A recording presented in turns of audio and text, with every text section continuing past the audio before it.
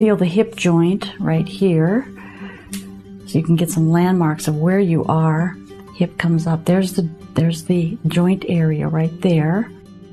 The sciatic nerve is going to come in this area right here, so you want to be careful pushing too hard on that. And then if you go deep kind of below it and under, you can feel where the bones, the sit bones, are right here. This is one of the sitting bones. Bones that we should sit on that bone and the edge of the sacrum, the coccyx, and then we should have the other sit bone sitting, so we're on a little tripod.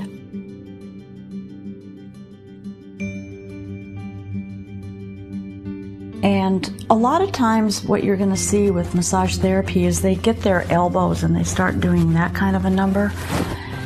I never use my forearms and I never use my elbows because, for one thing, is I can't feel the pressure and I can't feel what's going on to the tissues underneath there. So I just don't use it. I get in with my hands and fingers. So here I'm just loosening up around the area of the hip to be loosened, and then just working into the muscles. They're a very large muscle group. If you're working and exercising, these are the muscles that will burn the most for you when you get these muscles really activated and working. And then it's just a lot of kneading and a lot of just kind of getting in between this area and being careful where that nerve comes out, drawing it in.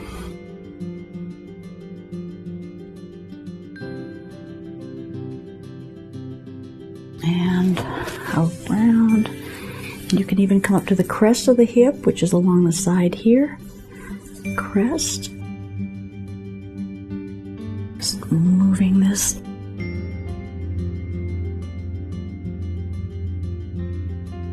And then if you want to, you can also do some hip, raising the leg up and lifting the hip up, and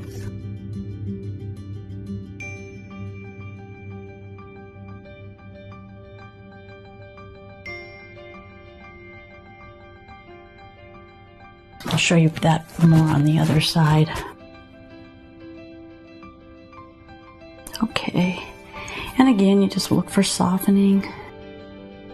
Tying it into the back,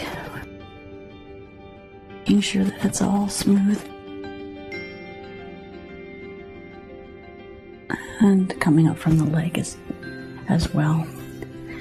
Now this other side is going to be hard to see. The same thing gets done over here. You look for that trochanter and then just work the muscles. They're very large groups, so you can get your hands in there and look for the bones, finding out what's going on. And I'll show you how this can rotate a little bit. You can just lift up, your hand is underneath the knee. You want to be sure that you support there. You want to be sure that you're keeping the knee pretty much in alignment with the hip, lifting it up slightly to see how big of a lift you can do in an extension. Now to rotate the hip, you'll have your hand on the knee and rotate back, and you can see how the hip action works there.